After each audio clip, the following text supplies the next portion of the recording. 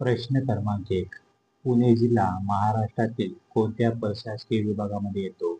पर्याय आहेत पुणे विभाग, कोकण विभाग, औरंगाबाद विभाग, नाशिक विभाग. तर याचे योग्य उत्तर आहे पुणे विभाग. पुणे जिल्हा हा महाराष्ट्रातील पुणे प्रशासकीय या विभागामध्ये येतो.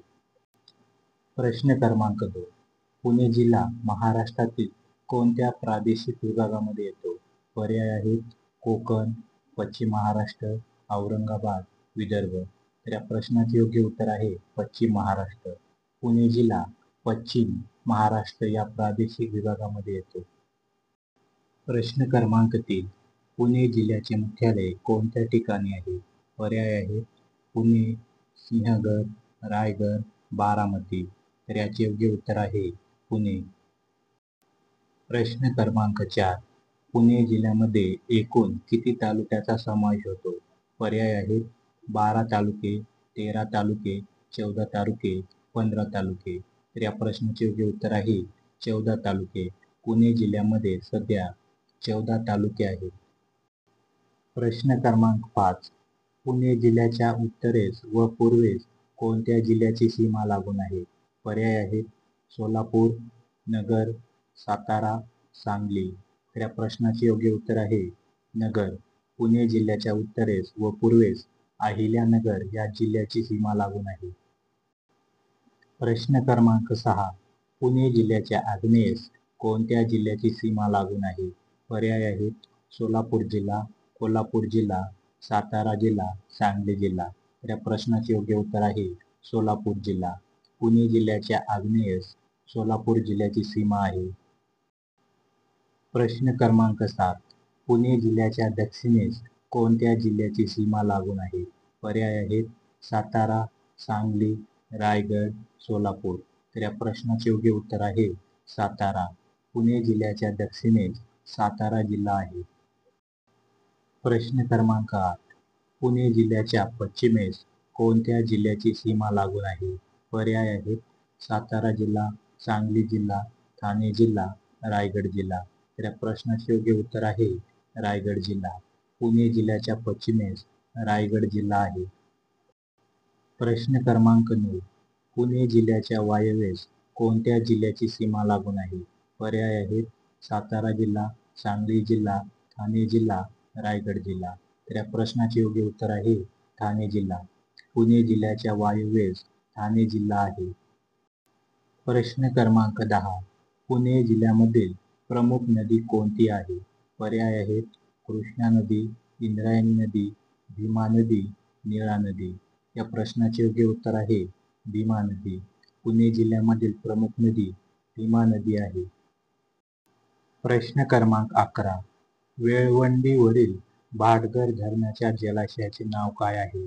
पर्याय आहेत येसाजी कंक जलाशय, तानाजी सागर जलाशय, वीर बाजी पालसकर जलाशय. यापैकी नाही. तर या प्रश्नाचे योग्य उत्तर आहे येसाजी कंक जलाशय. प्रश्न क्रमांक 12.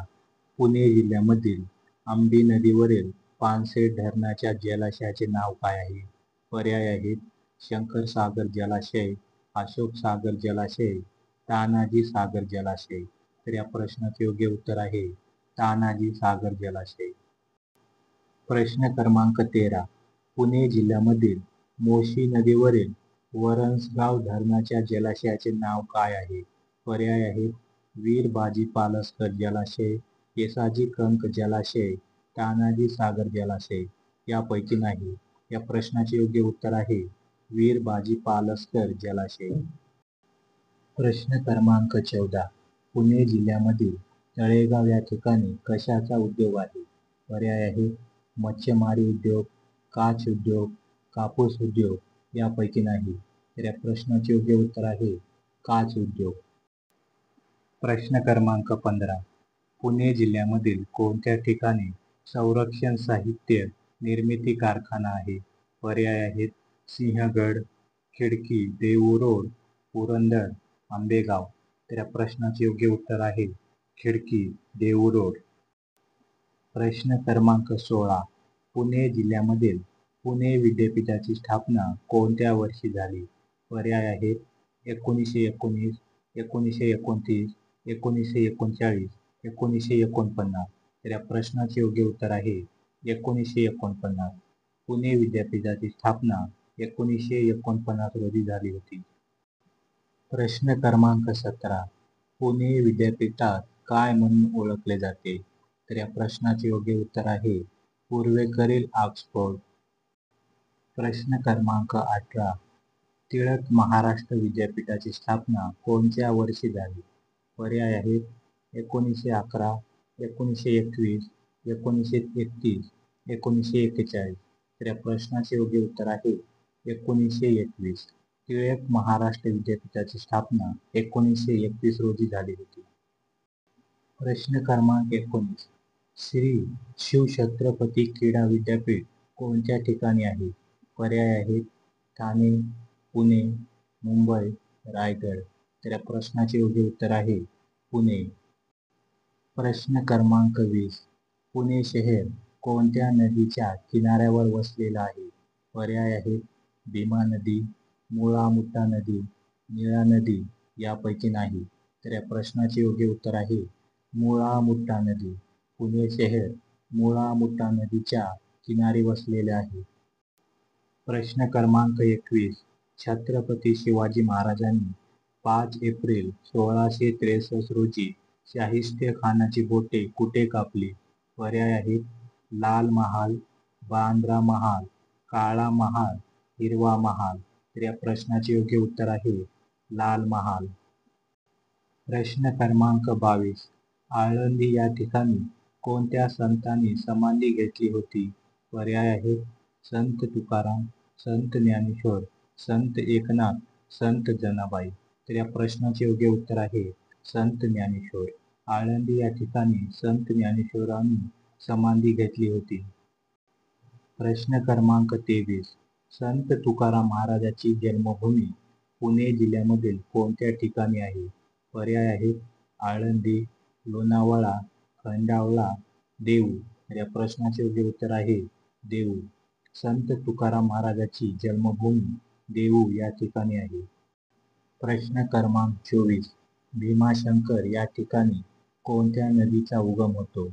पर्याय आहेत कृष्णा नदी, भीमा नदी, कावेरी नदी, गोदावरी नदी. तर या प्रश्नाचे योग्य उत्तर आहे भीमा नदी. भीमाशंकर या ठिकाणी भीमा नदीचा उगम होतो. प्रश्न क्रमांक 25. पुणे जिल्ह्यामध्ये कोणत्या ठिकाणी ज्योतिर्लिंग आहे? पर्याय आहेत लोणावळा, खंडाळा, भीमाशंकर, जुन्नर. तर या प्रश्नाचे योग्य उत्तर आहे भीमाशंकर. भीमाशंकर या ठिकाणी ज्योतिर्लिंग आहे. प्रश्न क्रमांक 26. पुणे जिल्ह्यामधील कोणत्या ठिकाणी विक्रम हे दळणवळण केंद्र आहे? पर्याय आहेत पुरंदर, आंबेगाव, आर्वी, बारामती. तर या प्रश्नाचे योग्य उत्तर आहे आर्वी. आर्वी या ठिकाणी विक्रम हे दळणवळण केंद्र आहे. प्रश्न क्रमांक 17. पुणे जिल्ह्यामध्ये कोणत्या ठिकाणी खंडोबाची प्रसिद्ध जत्रा भरवण्यात येते? पर्याय आहेत आदमापूर, जेजुरी, जुन्नर, शिरूर. तर या प्रश्नाचे योग्य उत्तर आहे जेजुरी. प्रश्न क्रमांक 28. पुणे जिल्ह्यामधील कोणत्या ठिकाणी छत्रपती संभाजी महाराजांची समाधी आहे? पर्याय आहेत शिरूर, वडू, खेड, हवेली. तर या प्रश्नाचे योग्य उत्तर आहे वडू. प्रश्न क्रमांक 29. बारामती शहर कोणत्या नदीच्या किनाऱ्यावर वसलेलं आहे? पर्याय आहेत भीमा नदी, कृष्णा नदी, निळा नदी, कहा नदी. तर या प्रश्नाचे योग्य उत्तर आहे कहा नदी. प्रश्न क्रमांक 30. बारामती या ठिकाणी कशापासून मध निर्मिती प्रकल्प कार्यरत आहे?